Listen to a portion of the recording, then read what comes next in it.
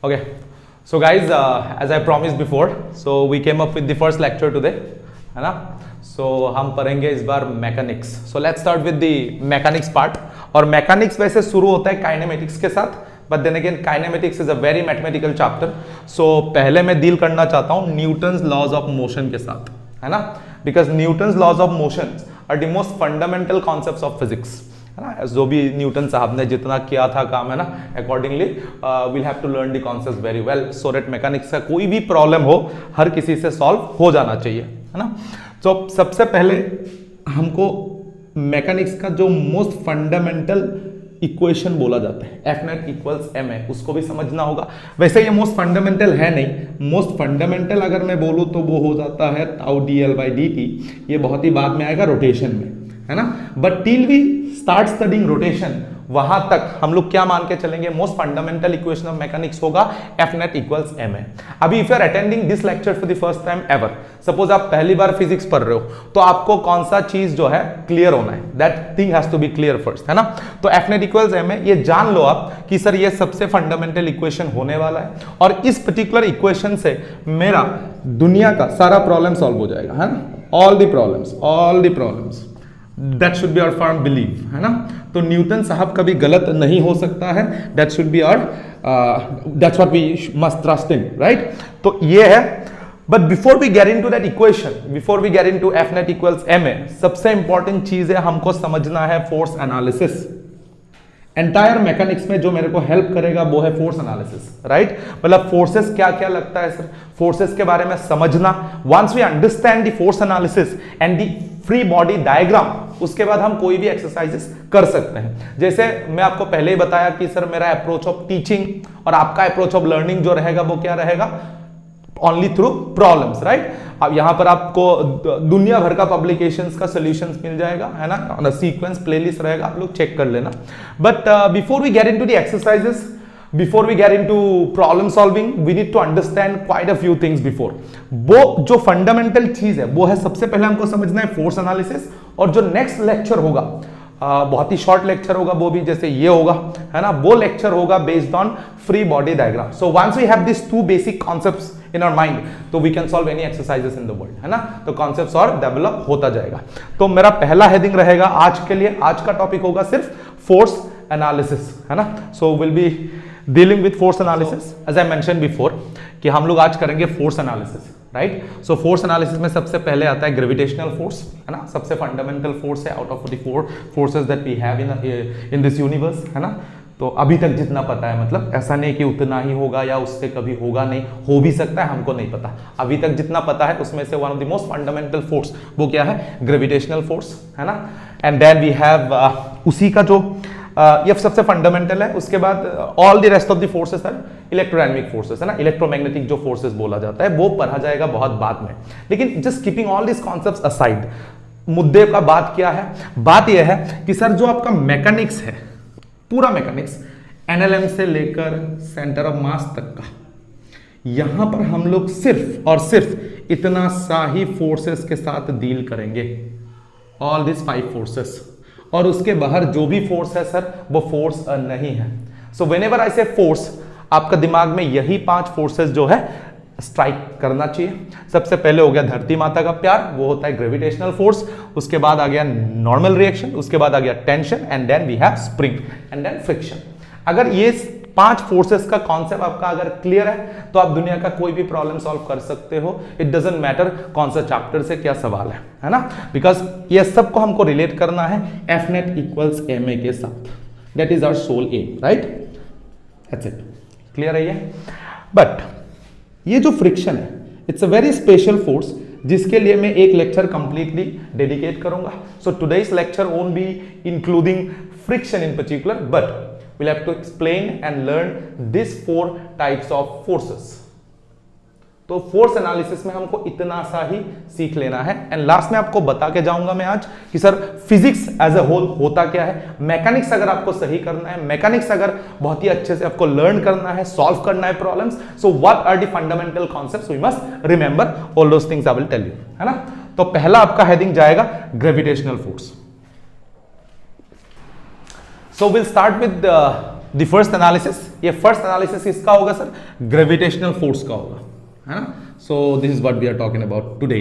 सो मेरा पहला टॉपिक है ग्रेविटेशनल फोर्स। ये होता क्या है ग्रेविटेशनल फोर्स? सबसे पहले इसको बहुत ही आसान तरीके से समझने के लिए हमको फोर्स समझना पड़ेगा। फोर्स का सबसे फंडामेंटल कॉन्सेप्ट है क्या?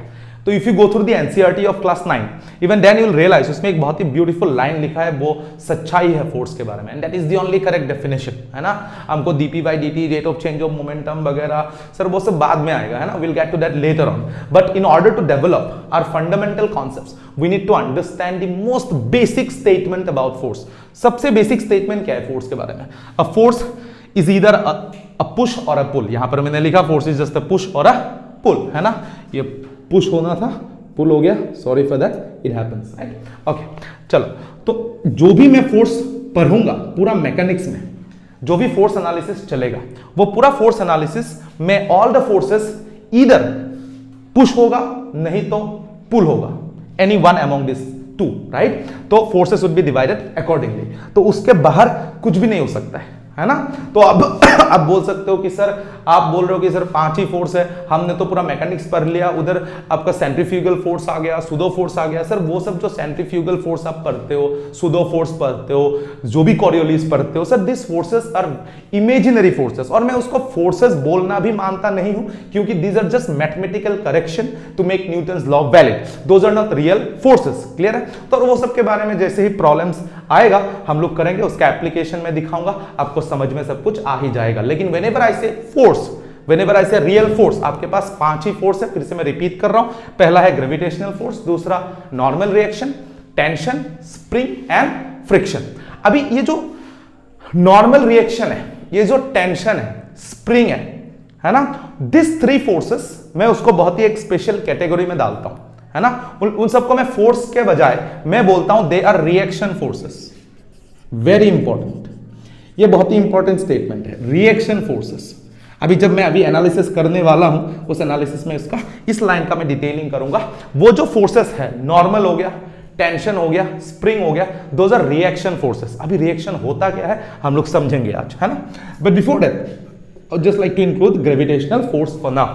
अभी ग्रेविटेशनल फोर्स होता क्या है? सपोज कोई भी बॉडी ऑफ मास m है, ये पॉइंट मास है। अभी ये पॉइंट मास है क्या सर? काइनेमेटिक्स से लेकर ये जो आपका सेंटर ऑफ मास तक का, जो वर्क पर एनर्जी तक का जो कॉन्सेप्ट होगा सर, वहां तक हम रिजिड बॉडी को कंसीडर नहीं करेंगे। मतलब व्हाट डज दैट मीन? मतलब दुनिया का कोई भी बॉडी होगा मेरे लिए क्या होगा? मेरे लिए पॉइंट मास होगा। मेरे लिए क्या होगा? पॉइंट मास, है ना। We won't be considering the shape and size of the objects. For me all the objects would just be a point mass, है ना, जिसका मास m होगा। अगर हाथी भी होगा उसका भी मास m होगा, अगर बुर्ज खलीफा भी होगा उसका भी मास क्या होगा? m होगा मेरे लिए। But it has a constraint of its own, इसका खुद का लिमिटेशन है। लिमिटेशन क्या है? ओनली टिल वर्क पर एनर्जी, है ना। सेंटर ऑफ मास हम जैसे ही पढ़ेंगे उधर हम सेंटर ऑफ मास डिफाइन करेंगे, रोटेशनल डायनामिक्स में उसका एप्लीकेशन आएगा, those things. It's a beautiful journey, mechanics is a beautiful journey, right. So gravitational force को कैसे डिफाइन किया गया? अभी जब भी मैं फोर्स के बारे में पढ़ूंगा, मेरे लिए फोर्स एक वेक्टर क्वांटिटी है। सो बाय नाउ होपफुली आप अगर एनएलएम का लेक्चर अटेंड कर रहे हो तो I am considering, I am assuming कि you have the prerequisite. What is the prerequisite? कि सर आपको पता होगा कि सर फोर्स एक वेक्टर क्वांटिटी है ना।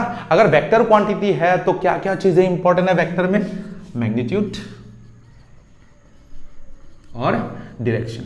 मतलब हम जब भी कोई फोर्स के बारे में पढ़ेंगे तो 2 ही चीज डिफाइन करना होता है। हाँ, it has to follow vector laws and all this things are there, but let's not get into the technicalities of the concepts. मैं कॉन्सेप्ट्स को बहुत ही रॉ रखना चाहता हूं so that anybody watching this video can understand NLM, given the fact that that person has a very limited knowledge of vector, है ना। So that's a condition that we have unfortunately for now.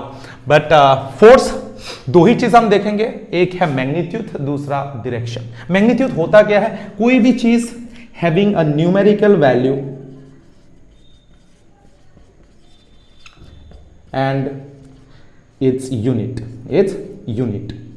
अभी अगर मेरे को mummy बोलेगी कि आप आलू लेके आओ, आलू, है ना, तो आलू कितना आलू चाहिए? For that I need the numerical value. Suppose मेरे को बोलना पड़ेगा 2 kg, है ना, 2 बोलना पड़ेगा, 2 इज अ न्यूमेरिकल वैल्यू। अभी ऐसा तो नहीं बोलेगा कि सर 2 लीटर आलू लेके आओ, ऐसा थोड़ी होगा, क्लियर है ना? So unit has to be perfect. अभी 2 केजी बोल दिया तो केजी क्या हो गया मेरे लिए? यूनिट हो गया, है ना? सपोज 2 लीटर दूध चाहिए तो वो क्या हो गया? Magnitude. Numerical value and unit मिलके क्या बनता है सर? मेरा मैग्नीट्यूड बनता है। क्लियर है? तो सबसे पहले मुझे क्या डिफाइन करना है कोई भी फोर्स में? मैग्नीट्यूड डिफाइन करना है। क्लियर है? अभी ग्रेविटेशनल फोर्स का मैग्नीट्यूड क्या होता है? अभी के लिए very simply mass of the body and जी। जी क्या है? Acceleration due to gravity. Acceleration due to gravity. But to be very precise, अगर हम फिजिक्स को और मतलब बहुत ही डीपली जाए तो ये ग्रेविटेशन, ये जो एक्सेलरेशन ड्यू टू ग्रेविटी है हमने जो कंसीडर किया है, ये एक्चुअल में एक्सेलरेशन ड्यू टू ग्रेविटी है भी नहीं। वो हमको पता चलेगा, लेकिन वो इन डेप्थ एनालिसिस में पता चलेगा। अगर आप मान के भी चलो अभी के लिए कि sir g is nothing but acceleration due to gravity, जिसका वैल्यू है 9.8 मीटर पर सेकेंड, अगर इसको मैं न्यूमेरिकल पर्पसेस के लिए लूं तो इसको राउंड फिगर में लिखा जाता है 10 मीटर पर सेकेंड स्क्वायर।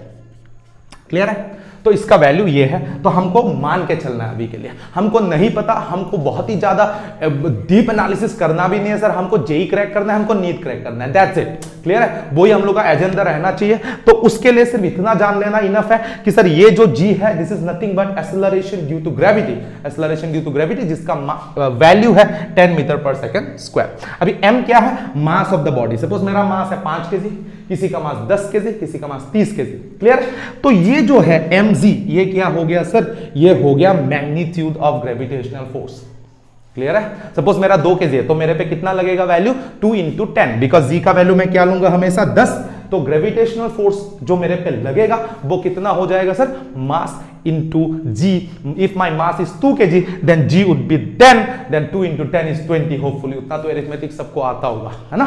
तो आता है, बिल्कुल आता है। And then value is 20 newton. Clear है? यस। तो ये हो गया मैग्नीट्यूड। अभी फोर्स के बारे में जब मैं एनालिसिस कर रहा हूं तो मैग्नीट्यूड के साथ साथ क्या जरूरी है सर? डायरेक्शन। अभी एक बात है सर, ये जो ग्रेविटेशनल फोर्स है ना, ये अट्रैक्टिव इन नेचर है। मैंने पहले क्या बोला था? धरती माता का प्यार होता है सर। प्यार हमेशा क्या होता है? अट्रैक्शन। क्या होता है? अट्रैक्शन। ये आपको समझ में आना है सर। जैसे ही मैंने बोल दिया प्यार, तो क्या है? प्यार is based on attraction.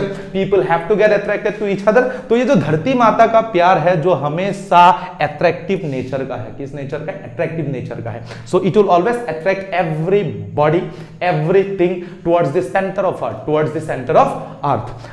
Towards the centre of art बोल दिया सर, क्या है ये towards the centre of art? वो सब भी सोचना नहीं है, सिंपल बात याद रखना होता है, हमेशा ग्रेविटेशनल फोर्स जो है वो हमेशा नीचे लगेगा। It will be the direction of the body of the force, that's it. हमको इससे ज्यादा कुछ पता ही नहीं है और पता होना भी नहीं है। अभी मुझे आइंस्टाइन और न्यूटन में झगड़ा थोड़ी करवाना है ना? तो न्यूटन ने जो बोला हम चुपचाप मान के चलेंगे, उसी को सच्चाई, that is the Bible of physics मान के चलेंगे। क्लियर है? तो हमको क्या सिखाया गया सर? ये जो ग्रेविटेशनल फोर्स है वो हमेशा नीचे की तरफ है। Gravitational force is always downward, always downward, always downward, no matter what. Body कहां पर है, क्या कर रहा है body, doesn't matter, it has to be downward, that's it. So ये है कंप्लीट ग्रेविटेशनल फोर्स के बारे में चीज। अभी इसका मैं थोड़ा आपको बताऊंगा, अभी बॉडी दिखाऊंगा, बॉडी पे कैसे ग्रेविटेशनल फोर्स लगता है वो हम लोग दिखाएंगे। तो I am just taking 3 simple illustrations to explain the gravitational force and its direction and the magnitude, right? तो ये हो गया मेरा एग्जांपल 1, ये हो गया मेरा एग्जांपल 2, ये हो गया मेरा एग्जांपल 3। तो लेट्स सी। तो ग्रेविटेशनल फोर्स लगेगा क्या? हमेशा डाउनवर्ड, हमेशा downward, direction would be downward, no matter what. Body कहां पर है, क्या कर रहा है, नन ऑफ माय बिजनेस। मेरे को सिर्फ इतना याद रखना है, ग्रेविटेशनल फोर्स हमेशा नीचे लगेगा। तो किधर लगेगा सर? इधर लगेगा। हमेशा बॉडी को क्या करेगा? पुल करेगा, है ना? तो नेचर ऑफ द फोर्स भी जानना आपको जरूरी है। along with the magnitude and direction, the most important part that comes along is nature of the force, nature of the force। अभी ग्रेविटेशनल फोर्स किधर लग रहा है सर? नीचे लगेगा हमेशा। तो नेचर क्या है? Always pulling. कोई भी बॉडी पे ग्रेविटेशनल फोर्स, ग्रेविटी, धरती माता क्या करेगी? सबको पुल करेगी, पुल करेगी। पुल मतलब खींचना, पुल मतलब खींचना, अट्रैक्शन। क्लियर है?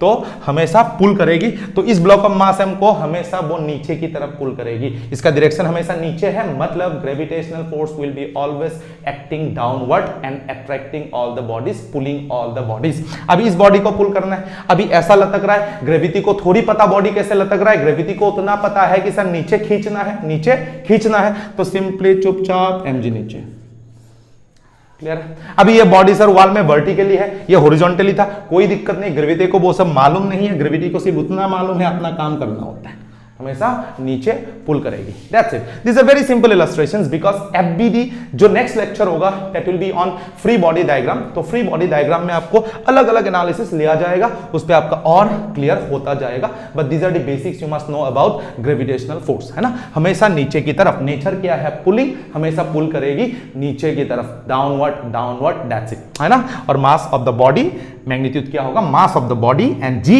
एक्सेलरेशन ड्यू टू ग्रेविटी, जिसका वैल्यू 10 है। That's it. Clear? Okay. Now we'll get to the reaction forces, right? I hope you have understood gravity. Well, let's get to the reaction forces. So let's get to the reaction forces. तो पहला reaction force हम लेंगे normal reaction. Clear? Normal reaction. ये होता क्या है? Normal. Normal से कुछ मेरे को पता चलता है। ये जो term है, it is telling me something about the angle. Angle क्या है? इसका meaning है सर 90 डिग्री। क्या है? 90 डिग्री। ये 90 डिग्री क्या है? क्या हो क्या रहा है सर ये, है ना? सो सबसे पहले उस चीज को समझना है। लेकिन ये जो रिएक्शन है ना, ये बहुत ही एक स्पेशल टर्म है। इसको पहले तो मैं आपको मिसकंसेप्शन बता देता हूं, इसको पढ़ाया कैसे जाता है या समझा कैसे जाता है कि sir whenever two surfaces are in contact,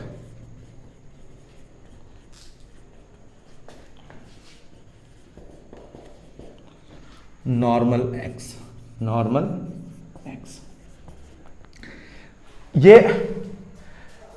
ये जो स्टेटमेंट है whenever two surfaces are in contact, fundamentally कितना सही है उसका मैं बात बता देता हूं, है ना?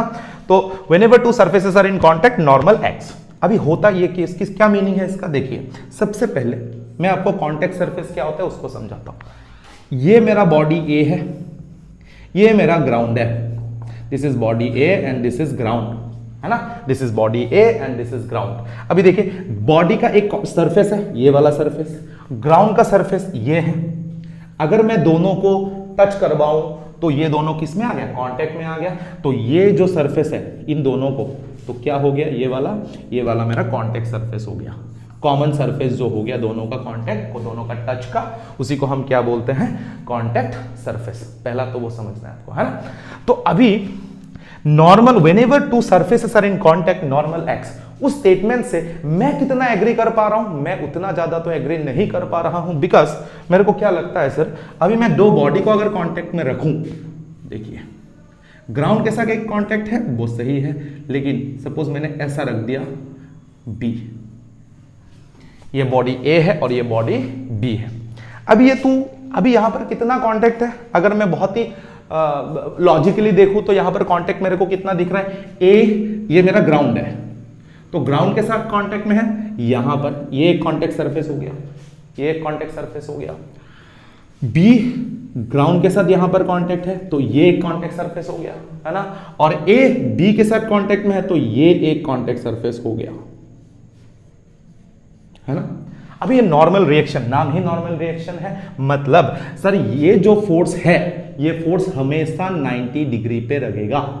किस पे लगेगा? 90 डिग्री पे लगेगा। लेकिन 90 डिग्री लगेगा किसके साथ? Angle has to be defined with respect to something. अभी 90 डिग्री मतलब किसके साथ 90 डिग्री? हमेशा कांटेक्ट सरफेस के साथ, कांटेक्ट सरफेस के साथ। मतलब सर ये जो नॉर्मल रिएक्शन है, ये वाला फोर्स हमेशा कितना एंगल बनाएगा कांटेक्ट सरफेस के साथ? 90 डिग्री एंगल बनाएगा। मतलब this force would always be perpendicular to the contact surface, perpendicular to the contact surface. वो मेरा पहला अंडरस्टैंडिंग होना चाहिए, बिल्कुल सही। दूसरा अंडरस्टैंडिंग क्या होना चाहिए? सर इसका नेचर क्या है, पहले वो बताइए, नेचर क्या है? अभी जितना हम लोगों ने पढ़ाई किया इसके बारे में, हमको क्या पता चलता है? Normal reaction is a pushing force. क्या force? Pushing force, that's it. आपको क्या याद रखना है नॉर्मल के बारे में? सर नॉर्मल के बारे में मेरे को कुछ नहीं पता, लेकिन सर ने बताया नॉर्मल हमेशा पुश करता है। मतलब मैं अगर आपको पूछूं ए बी पे कैसा नॉर्मल लगाएगा? पुश करेगा। क्लियर है? बी ए पे कैसा नॉर्मल लगाएगा? पुश करेगा। Am I clear? A ground पे कैसा नॉर्मल लगेगा? पुश करेगा। ग्राउंड ए पे कैसा नॉर्मल लगाएगा? पुश करेगा। बिकॉज नॉर्मल का नेचर क्या है? Pushing force. अभी उस एनालिसिस पे तो मैं आऊंगा, पुशिंग वुशिंग क्या हो क्या रहा है, लेकिन इतना तो आपको समझ में आना है। अभी देखिए मेरे को तीन कांटेक्ट सरफेस दिख रहा है इधर, ये एक और ये एक।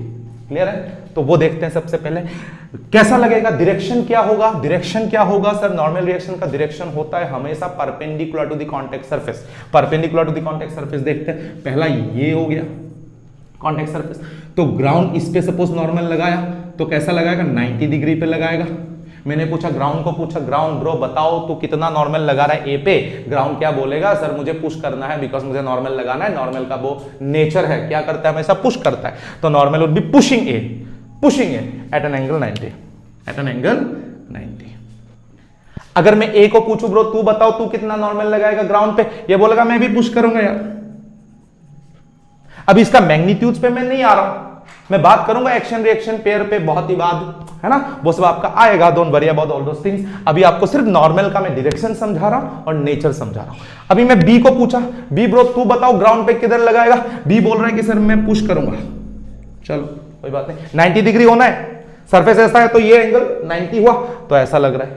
अभी ग्राउंड को मैंने पूछा सर आप बी पे किधर लगाओगे, बोल रहे सर मैं पुश करूंगा ऊपर 90 डिग्री, ऐसा है।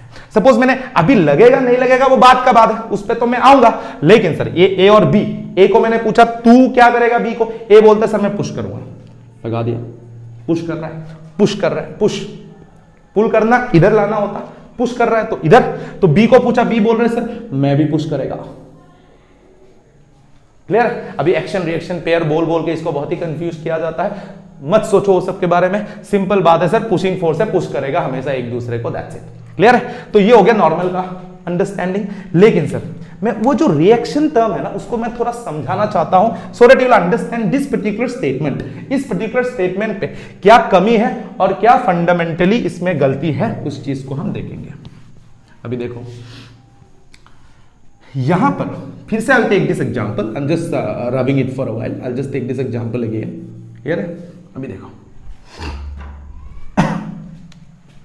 मैंने ए को बी, ए और बी रख दिया, दो ब्लॉक्स को सिंपली रख दिया था, है ना। मैं ग्राउंड के साथ अभी बात नहीं कर रहा हूं, मैं बात कर रहा हूं सर कॉन्टेक्ट सरफेस के साथ। ए और बी दो ब्लॉक्स का जो कॉन्टेक्ट है उसका बात कर रहा हूं। सो ए और बी का मैं अगर पूछूं तो इसका कॉन्टेक्ट सरफेस हो गया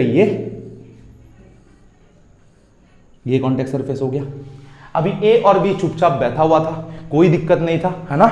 तो कोई दिक्कत नहीं था, ए और बी कांटेक्ट में भी है। अभी मैं अगर आपको पूछूं सर ये तो कांटेक्ट में है, और हमको पढ़ाया जाता है कि सर जब भी दो सर्फेसेस कांटेक्ट में रहेगा एक दूसरे पे नॉर्मल लगाएगा। I will repeat this statement again. क्या बोला जाता है, जब भी दो सर्फेसेस कांटेक्ट में रहता है उस पे नॉर्मल लगाया जाएगा। Now I don't agree with that because इसका नाम है नॉर्मल रिएक्शन। मतलब अगर एक्शन ही नहीं होगा तो रिएक्शन आएगा ही नहीं। That's the first understanding you need to have. अभी जब ए और बी चुपचाप खड़ा था, मेरा दोस्त बगल में मेरा कांटेक्ट में खड़ा है, मैं खड़ा था चुपचाप, कोई एक्शन नहीं था, तो रिएक्शन आएगा क्या, बिल्कुल नहीं। मतलब ए और B even though they are in contact but normal acting between this two blocks would be zero. Normal acting between this two blocks would be zero because action ही नहीं है। अभी एक्शन क्या होता है, एक्शन कैसे आएगा, अगर मैं यहां पर फोर्स लगाता F, अगर मैं यहां पर फोर्स लगाता F तो ये हो गया एक्सटर्नल एक्शन, कोई बाहर से मेरे को पुश कर रहा है। अभी ए और बी हम सिस्टम है, इधर ऐसा खड़ा था, मेरे को इधर से कोई पुश करेगा तो मैं भी बी को क्या करेगा, पुश करेगा, बिकॉज बाहर से मेरे को कोई मेरे पे एक्ट कर रहा है तो मैं रिएक्ट करना ही पड़ेगा अकॉर्डिंगली। मेरे को अगर कोई पुश करेगा तो मैं भी मेरा बगल में जो खड़ा होगा उसको भी मैं पुश करूंगा, मतलब रिएक्शन आएगा। अब इमेजिन करो अगर कोई मेरे को पुश ना करता, तो क्या मैं फोर्स लगाता बॉडी बी पे, बिल्कुल नहीं, बिकॉज मेरे को तो पता ही नहीं है क्या है। लेकिन बाहर से जैसे ही मेरे पे फोर्स लगाया गया, मैं रिएक्ट कर गया तो मैं फोर्स लगाया बी पे। मतलब यहां से क्या समझ में आया, सर नॉर्मल जो है ना वो तभी एक्टिव होता है अगर एक्शन है तो। और फिजिक्स में एक्शन का नाम क्या है, मैथमेटिकली उसको क्या बोला गया, एक्शन को फोर्स बोला गया, फोर्स। रिएक्शन को भी क्या बोला गया, फोर्स बोला गया। तो फिजिक्स का लैंग्वेज ही क्या है, फोर्स के साथ होता है ना। तो if there is no action there is no reaction, है ना। तो नॉर्मल फोर्स को क्या बोला जाता है, नॉर्मल रिएक्शन फोर्स बोला जाता है। That means there has to be action always. Clear है? अभी सर आप पूछोगे सर ग्राउंड का क्या भला है सर, इधर देखिए, तो मैं ब्लॉक ए को अगर मैं पकड़ूं, ये ग्राउंड है और ये मेरा कॉन्टेक्ट सरफेस है, ये मेरा कॉन्टेक्ट सरफेस है। अगर ए पे, अभी ए पे एक फोर्स ऑलरेडी लग रहा होगा नीचे की तरफ, क्या फोर्स है वो? ग्रेविटी। सपोज ब्लॉक ए का मास m, मैंने मान लिया, अभी अभी तो हम लोगों ने पढ़ा था कि सर ग्रेविटी तो हमेशा लगेगा बॉडी पे, नो मैटर व्हाट। क्लियर है? तो ए पे बॉडी ए वाला जो बॉडी है उस पे ग्रेविटेशनल फोर्स लगी रहा होगा नीचे की तरफ, मतलब ए पे एक्शन तो है बाहर से, ए पे एक्शन तो है बाहर से, यस। अगर ए पे बाहर से एक्शन है तो सर रिएक्शन तो देना पड़ेगा, रिएक्शन तो देना पड़ेगा। अभी रिएक्शन देगा कौन? सर ग्राउंड बोलेगा नहीं सर रिएक्शन देना पड़ेगा, ये मेरे को, अभी ये नॉर्मल, क्यों? क्योंकि बाहर से एक्शन था तो नॉर्मल एक्ट कर गया। अगर ये ग्रेविटी ना होता, अगर कोई फोर्स नीचे की तरफ ना होता तो नॉर्मल कभी नहीं लगता। That's the reality, that's the reality, है ना? बिकॉज फिजिक्स को क्या समझ में आता है? सिर्फ फोर्स समझ में आता है। वो सब हम बात करेंगे बहुत ही डिटेल में जब मैं प्रॉब्लम्स करवाऊंगा आपको। अभी सिर्फ यहां, अभी हमको सिर्फ इतना समझना है कि सर ये फोर्सेस लगता कैसा है। क्लियर है? तो आपको जब भी बाहर से कोई फोर्स नहीं दिखेगा, अगर 1000 बॉडी भी कांटेक्ट में हो तो नॉर्मल रिएक्शन लिख के मत आ जाना, बिकॉज नॉर्मल जीरो ही लगेगा उस पे, because normal is a reaction force, normal is a reaction force. तो ये पहला टाइप ऑफ फोर्स था रिएक्शन फोर्स में। अभी we will deal with the दूसरा टाइप, है ना? तो बहुत ही बेसिक लेवल पे आपको समझाया जा रहा है, जब प्रॉब्लम्स करेंगे तो इसका और आपको समझ में आ जाएगा चीजें। एफबीडी होने के बाद आपको इसका रिलेशन समझ में आएगा, है ना? So let's get to the tension part.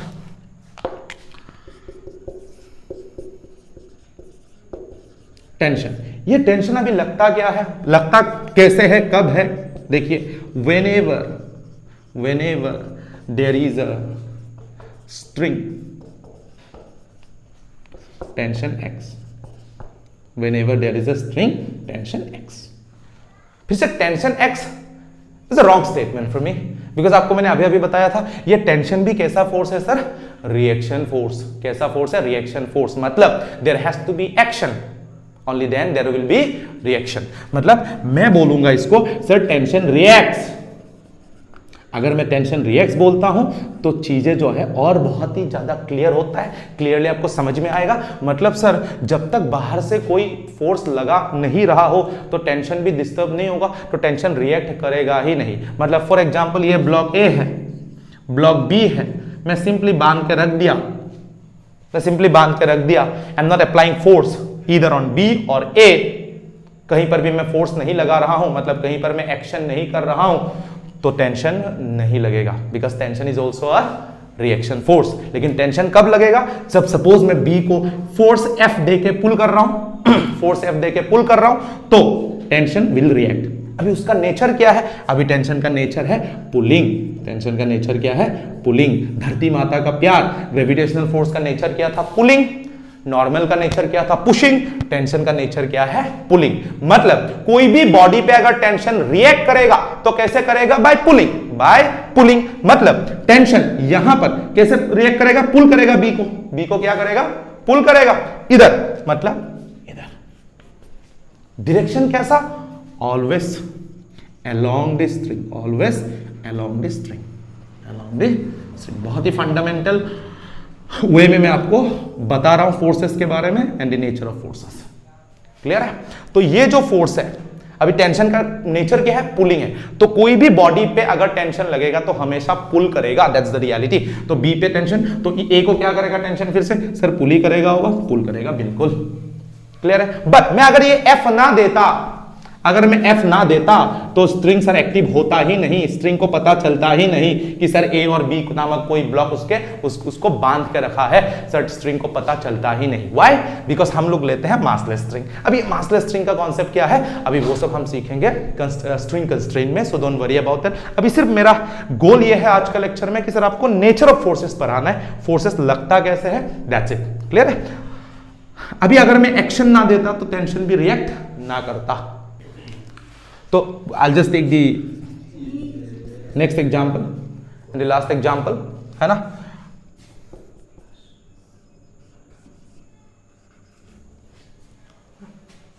Okay, तो देखिए इधर ये स्ट्रिंग है और ये ब्लॉक ऑफ मास m है। अभी जब मैं कोई भी चीज को लटकाता हूं ऊपर से, किसके साथ लटका रहा हूं? स्ट्रिंग के साथ लटका रहा हूं, है ना। तो आपको ऑलरेडी पता है सर, बाहर से इस ब्लॉक ऑफ मास m पे फोर्स है, मतलब एक्शन ऑलरेडी है, तो टेंशन बाय डिफॉल्ट रिएक्ट करेगा। एक्शन क्या है? धरती माता का प्यार, बाहर से फोर्स लगा ही रहा है इस ब्लॉक पे कोई, सही है। तो टेंशन क्या करेगा सर? डेफिनेटली रिएक्ट करेगा। और नेचर कैसा है टेंशन का? पुलिंग। तो टेंशन पुल करेगा ब्लॉक ऑफ मास m को ऊपर से भी इसको। That's how it is. Yes, तो hopefully all of you have understood tension. Now will get to the spring, जो आज का लास्ट टॉपिक होगा, लास्ट लेक्चर होगा, है ना। ओके तो गाइस, हम लोग का जो लास्ट टॉपिक है फोर्स एनालिसिस का, फ्रिक्शन, जैसे मैंने पहले आपको बोल के रखा है कि सर फ्रिक्शन के बारे में हम एक स्पेशल क्लास लेंगे, उधर करेंगे। तो फोर्स एनालिसिस का जो लास्ट टॉपिक है वो होगा स्प्रिंग फोर्स। क्या होगा? Spring force. अभी स्प्रिंग बोलते हैं आपका दिमाग में एक चीज, एक शेप आता है, ये वाला, बिल्कुल, और बिल्कुल सही है ये, है ना, बिल्कुल सही है।